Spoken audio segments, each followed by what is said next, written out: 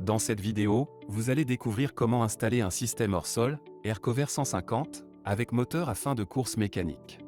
Cette vidéo présente le montage général du produit. Elle ne se substitue, en aucun cas, à la lecture complète de la notice d'installation détaillée. Voici les différentes étapes d'installation des équipements.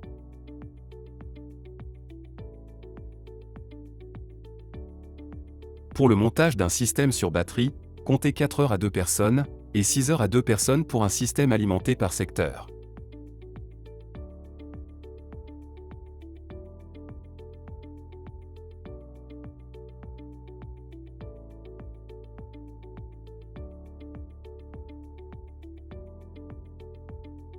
Les brides sont livrées à part, et doivent être montées par l'installateur.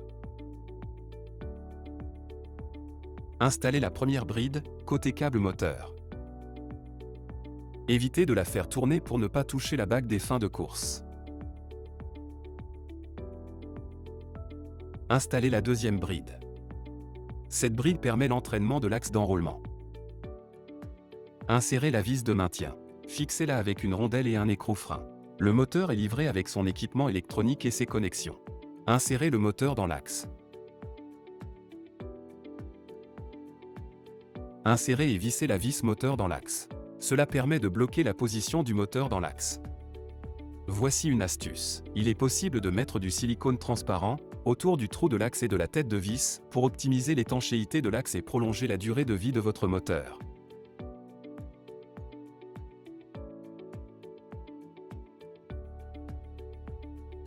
Repérez l'emplacement du bord de la platine à 6,5 cm du bord du bassin. Si le bassin n'a pas de rayon, ou que ce rayon est inférieur à 5 cm, le milieu de la platine doit être positionné à 5 cm du bord arrière du bassin. Si le bassin a un rayon supérieur à 5 cm, le milieu de la platine sera placé à l'aplomb de la sortie du rayon. Celui-ci se repère par les encoches, en milieu de platine. Veillez à bien être parallèle au rebord du bassin. Tracez les centres des 4 trous sur le sol, avec un crayon.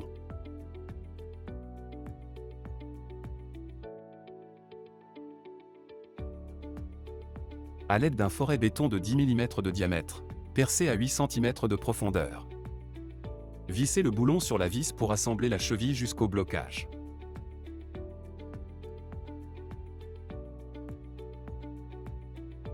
Dépoussiérez l'extérieur et l'intérieur des trous de fixation.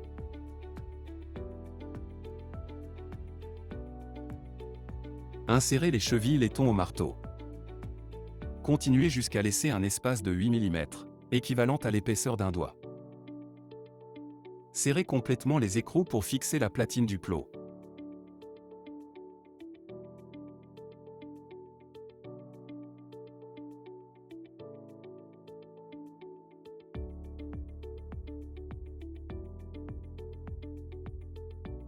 Après avoir vissé les pieds sur les platines précédemment installées, retirez le couvercle des plots. Installez l'axe moteur sur ces supports. Prenez garde à ne pas coincer les fils.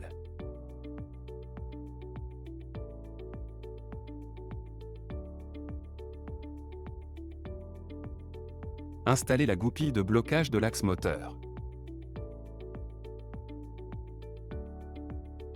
Procédez aux diverses connexions d'alimentation et de communication.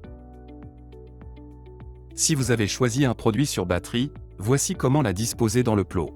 Le câble le plus court, de 30 cm, et de plus gros diamètre, 8 mm, se connecte à la box moteur. Le câble le plus long de 60 cm, et de plus petit diamètre, 4 mm, est celui qui se connecte au chargeur. À l'installation, la batterie est livrée à mi-charge. Branchez le chargeur sur la prise et attendez que le voyant du chargeur passe au vert, ce qui prend environ 3 heures à mi-charge. Votre batterie est alors complètement chargée.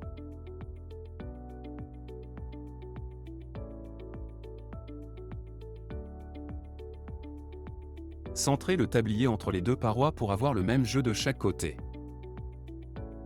Dévissez une vis de l'attache de sangle d'axe. Passez la boucle de la sangle dans l'attache et revissez l'attache. Pour éviter un mauvais enroulement du tablier, veillez à positionner les attaches de sangle d'axe alignées avec leur position sur le tablier.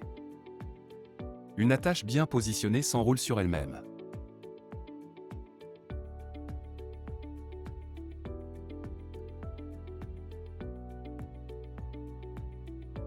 Réglez les fins de course mécanique en tournant les vis, en respectant les indications de la notice d'utilisation. Enclenchez la clé pour vérifier les positions et les corriger si besoin.